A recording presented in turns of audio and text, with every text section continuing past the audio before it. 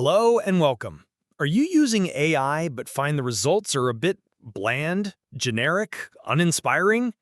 Have you ever felt that you're just not asking the right questions? Well, I'm here to tell you that it's not your fault. In this course, we're going to journey from being a simple prompter to becoming a sophisticated context engineer. We'll unlock the secret to getting truly remarkable results from any AI model. Let's begin. Module 1, the foundation. From prompts to context. Lesson 1.1. Why your AI results are boring, and it's not your fault. Imagine you walk into a restaurant and simply say to the waiter, "I want food." What would you get? Probably something generic, simple, and likely not what you truly wanted. The waiter doesn't know your tastes, your allergies, or your budget. This is exactly what happens when we give simple one-line commands to AI. We're getting generic food because we haven't provided any useful details. In this first lesson, our objective is to define prompt engineering at a basic level and identify why this simple approach so often fails to deliver impressive results. So, what is prompt engineering? For most people, it simply means trying to find the magic words to ask an AI for something. It's the act of writing a command or a question like, "Write a marketing email." It's a one-way command. You tell the AI what to do in a single instruction. But here's the hidden problem, a concept I call the empty room. When you give the AI a simple prompt, you are essentially placing it in an empty room with no tools, no information, and no idea who you are or what you truly need. The AI has to make a huge number of assumptions to fulfill your request. For that prompt, "Write a marketing email," the AI has to guess, what is the product? Who is the audience? What is the tone? What is the goal? Because it's guessing, it will always choose the safest, most average option. This is why the results feel generic and boring. It's the generic food from our restaurant. Let's try a quick thought exercise. Think of a simple everyday task you might ask an AI to do, like, "Give me a recipe," or "Plan a trip." Lesson 1.2. Introducing the big idea, context engineering. Let's go back to our restaurant. Instead of just saying, "I want food," what if you said, "I am celebrating a special anniversary. I love spicy Italian food. I'm allergic to nuts, and my budget is about $50 per person." Suddenly, the waiter is no longer a simple order taker. They are an expert advisor who can recommend the perfect meal. You didn't just give an order, you built a world around your request. This is the essence of context engineering. Our learning objective here is to differentiate between a prompt, which is an order, and context, which is a world. We'll now define context engineering and compare it directly to prompt engineering to highlight this fundamental difference. So what is context engineering? It is the skill of designing a complete environment for the AI to operate within. It's not just about what you ask for. It's about who the AI should be, what it knows, what the rules are, and what a successful outcome looks like. You are no longer an order taker, you become an architect or a director. Let's compare them side by side. A prompt is a single command. It's like shouting an order into an empty room. For example, "Write an ad for my new coffee shop." A context, on the other hand, is the entire room itself. You furnish it with information, rules, and goals before you even give the final command. For example, you are an expert marketing copywriter specializing in luxury brands. You are writing for a new coffee shop in a wealthy, urban neighborhood. The brand is minimalist and sophisticated. The goal is to create an Instagram ad that makes people feel intrigued and exclusive. Do not use emojis or exclamation points. Now, write the ad. The final command is still a prompt, but it's the rich environment around it that creates excellent results. Now let's practice this idea. Think back to that simple prompt from the last lesson, like, "Give me a recipe." How could you add one or two contextual details? You could simply add, "I'm a busy parent and need a quick 30-minute recipe. It must be healthy and kid-friendly." Notice how just 2 extra sentences transform the request and guarantee a better result. So for our assessment, let's answer this. What is the primary difference between telling an AI what to do, prompting, and telling an AI what to be, context engineering? The answer is this. Telling an AI what to do is just giving a task, but telling an AI what to be involves giving it a role, knowledge, and goals, which removes guesswork and allows it to produce a much more specific and high-quality result. You now understand the fundamental problem with simple prompts and the core idea of context engineering. Next, we'll break down exactly how to build that context. Welcome back. Now that you know what context is, let's break it down into 3 simple, powerful building blocks. Imagine you were directing a movie. If you need a character to be a tough detective, you don't just tell a random person on the street to act tough. You hire an actor and tell them, you are a gritty 1940s detective who has seen it all. Giving the AI a role is the single fastest way to change the quality and style of its output. In this lesson, our objective is to define the role component of context and explain how it influences an AI's tone and style. We'll see how changing the role can dramatically change the result, even when the request is the same. The role is the job or persona you assign to the AI. It answers the question, who do I want the AI to be right now? It's the first and most important piece of context you can provide, because a role instantly tells the AI what point of view, vocabulary, and tone to use. Let's look at an example. The task is to explain what a black hole is. If we assign role 1, a university professor, the result will be detailed, technical, and structured. If we assign role 2, a children's science communicator, the result will be full of simple analogies, enthusiastic, and easy to understand. And if we assign role 3, a terrified sci-fi captain, the result will be dramatic, emotional, and focused on danger. The core request is the same, but the role changes everything. Let's do a quick thought exercise. Choose a topic you know well. Now, think of 3 completely different roles that could explain it. Perhaps a stand-up comedian, a lawyer, and a grandparent. You can instantly imagine how different their explanations would be. That is the power of assigning a role. Now for our assessment. You want the AI to help you write an apology email to a friend. Which role would be more effective and why? You are a professional business writer, or you are a thoughtful and empathetic friend. The more effective role is clearly a thoughtful and empathetic friend. This role tells the AI to use a warm, sincere, and personal tone appropriate for an apology between friends, whereas a business writer would be far too formal. Lesson 2.2.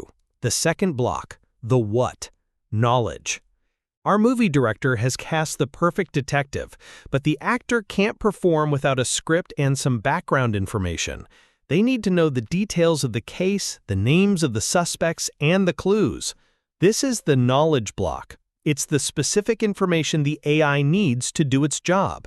AI models don't know your specific situation, your company's name, your project's details, or the content of an email you need to reply to. Without providing this knowledge, the AI will use placeholders or invent facts. Your knowledge block should include things like names of people and products, numbers like dates and prices, and specifics like a piece of text to summarize or a customer's question to answer. Let's do a practical activity. Imagine you're asking the AI to write a social media post announcing your local bake sale. What are 4 essential pieces of knowledge the AI would need to write a useful post?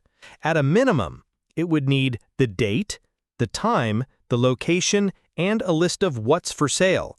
Without these facts, the post is useless. This leads to our assessment.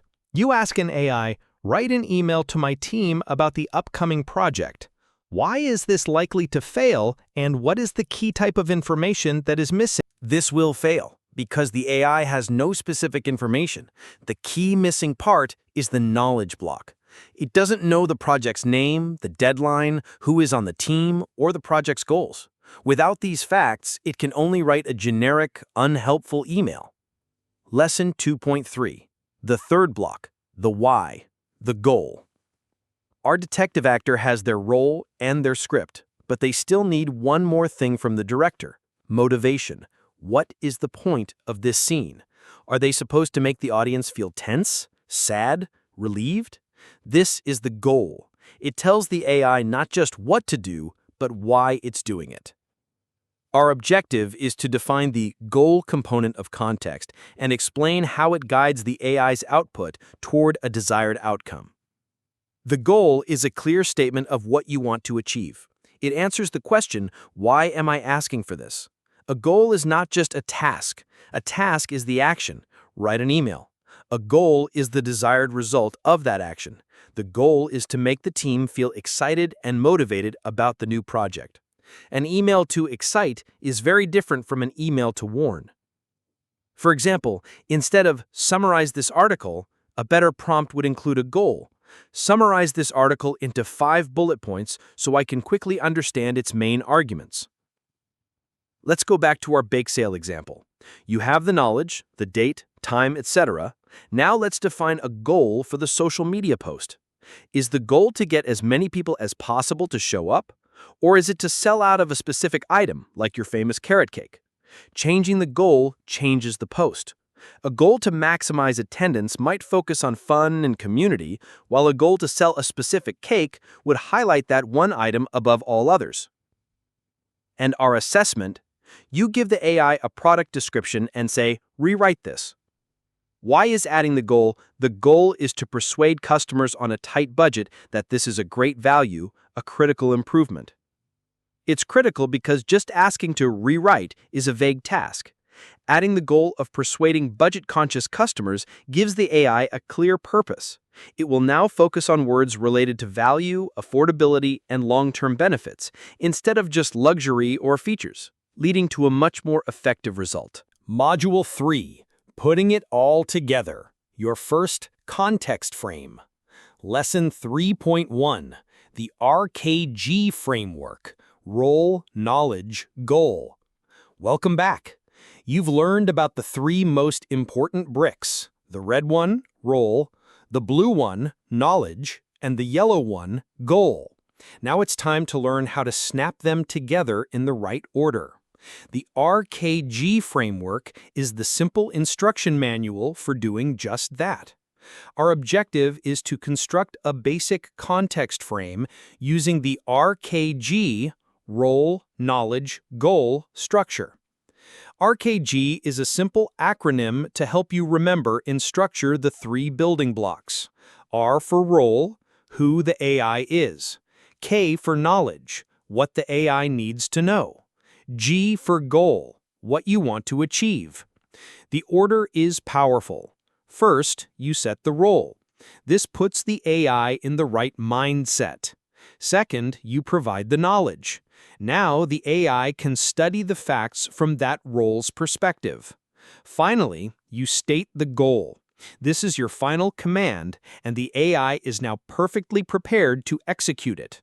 Here is a simple template. Role: you are a movie expert who knows my tastes. Knowledge: I like science fiction but dislike horror. I only have about 90 minutes tonight. Goal: your goal is to recommend 3 movies that fit my criteria. Simple, structured, and effective. So, for our assessment, why is it generally better to state the role before providing the knowledge in a context frame? It's better because the role tells the AI how to interpret the knowledge.